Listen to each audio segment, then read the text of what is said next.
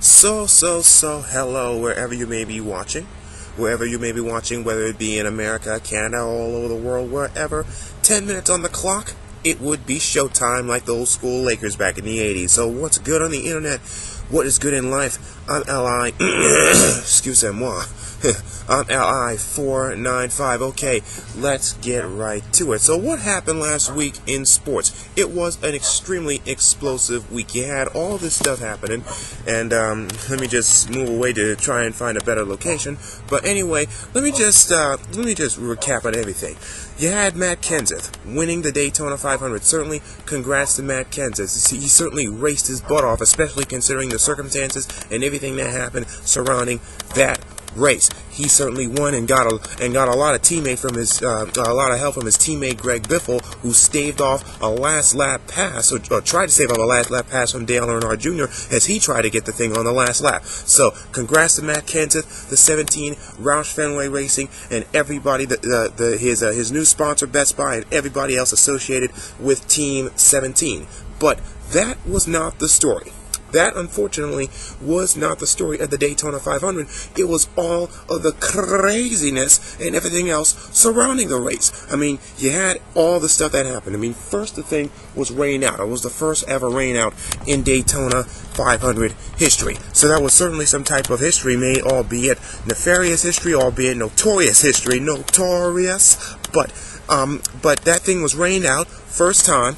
Then they were trying to figure out what time that they were going to move the race, whether it be to 12 noon or whether it be to 7 p.m. And they finally decided, okay, let's move this thing to 12 p.m. because we don't think that we're finally going to smarten up for a change, because we don't think that a lot of people are going to be actually watching the race at 12 p.m. They may be listening to the race on the radio because they're at work, or they may be doing some other stuff, but there's a good possibility that they're not going to be watching NASCAR on Fox at around 12 p.m. noon in the morning, because they got lives, of course, outside of everything else going on. They're going to be doing other kinds of things. So they did finally smarten up and realize that maybe it wasn't the best thing to do to actually have that race at 12 p.m.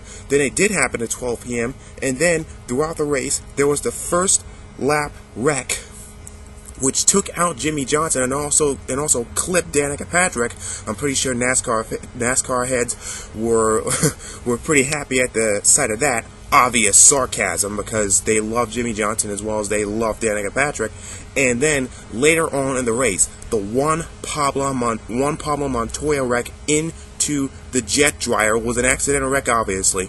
You know, drivers, that almost never happens, but something must have happened inside Juan Pablo Montoya's car that caused him to fishtail and then to just run into the jet dryer, and that caused a huge explosion. And of course, anytime that happens, everybody is going to have images of the late great Dale Earnhardt, because he of course died in a fatal crash at the Daytona 500. And any time that happens, whether either there or at any race, but especially at Daytona, given that circumstances of that, everybody's going to be praying for the life of not only the driver, but also whoever it was in the driver of that truck, the jet dryer truck. And luckily, both were okay. Juan Pablo Montoya was able to walk out, and they took the guy to a hospital that was driving the jet dryer, and he was also okay. But this seemed to have sparked a debate. Should NASCAR have more races at night?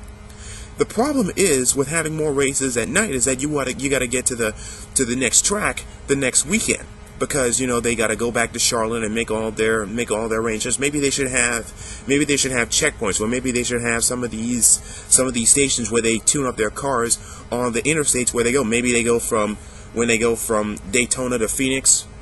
Maybe they should have a stop off over in Houston where they can tune up their cars, and maybe that will make it easier for them to race on Monday, perhaps. But I don't know. I want to know what you think. Should NASCAR stage more races on at night, especially on Monday night? Everybody's trying to say, well, they should stage more races on Monday night. I want to know what you think, NASCAR fans, every place out there. Should they stage more races on Monday night? I know more fans like it because it looks good on TV, but should they stage more races at Monday night? Okay, we are getting a little bit close to halftime.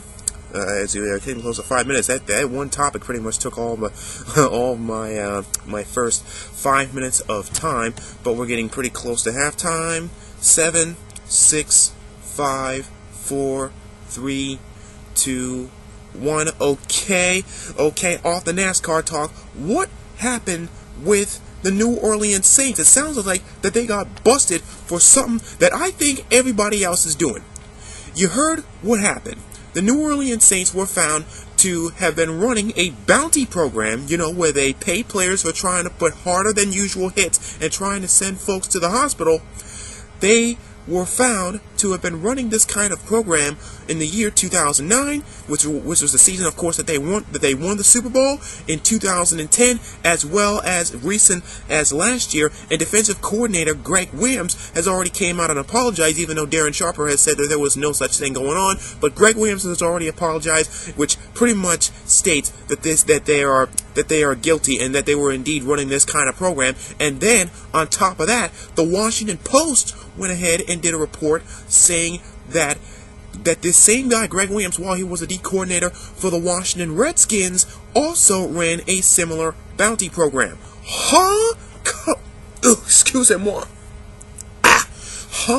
Come again, and now he just got hired to the St. Louis Rams. There's a lot of pressure right now on the Rams to go ahead and fire him, but here's the gist. This doesn't surprise me at all.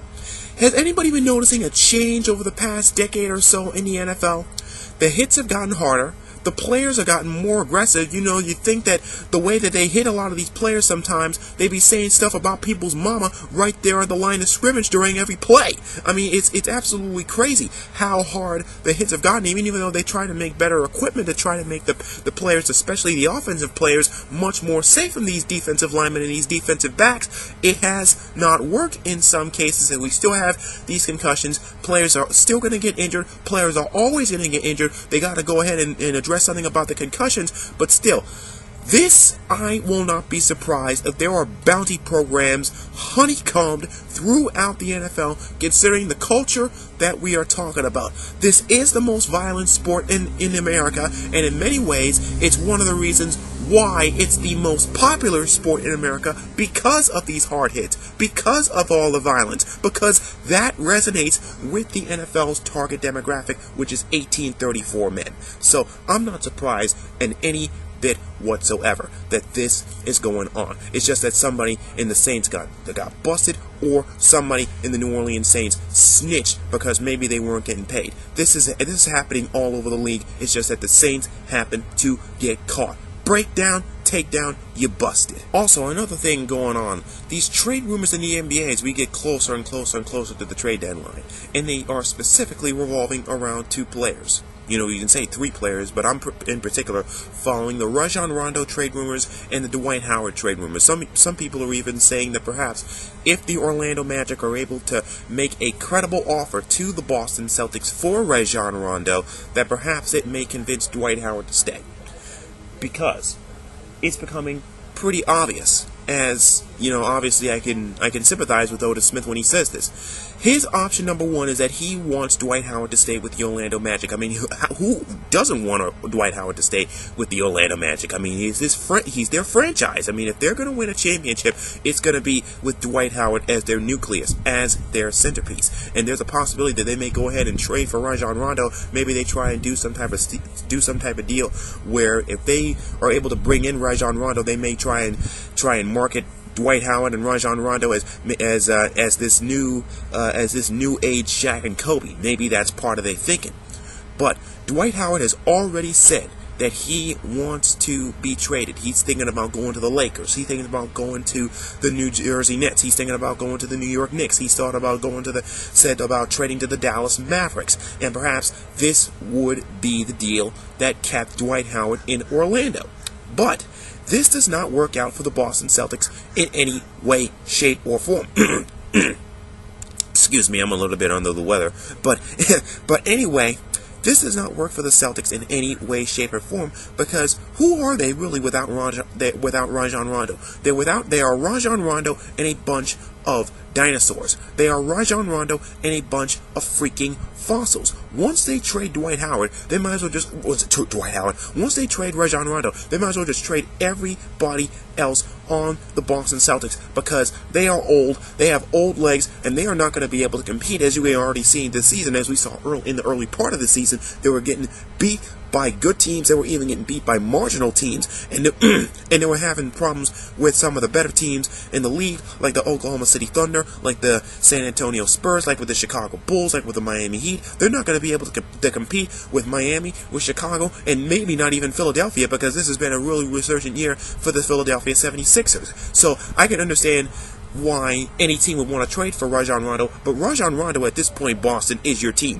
Why are you trading the guy? I don't know what's going on, but we'll see what happens with all these trade rumors as it gets closer and closer and closer to the deadline. So that's it. And also I gotta mention USA over Italy. Jurgen Klinsmann, big win for the USA men's soccer team, but let's not get a little bit too carried away ourselves. It was only an international friendly. Let's see them beat Italy in either a World Cup or an Olympics, even though first time beating Italy for the U.S. We'll take it. Clint Dempsey had the only goal, but and it was certainly, once again, a huge win, but let's not get carried away from ourselves. Let's see him beat him in a World Cup or an Olympics. So that's the show for today. What do you think of the topics? What do you think is going to happen next week? Again, what do you think of what happened? In fact, I went way over 10 minutes this time. But anyway, maybe I should call it 11 or 12 minutes over the clock. I went a little bit too much. I could just call it overtime, because I had so much on my mind. I just went into overtime. So let's just call it that.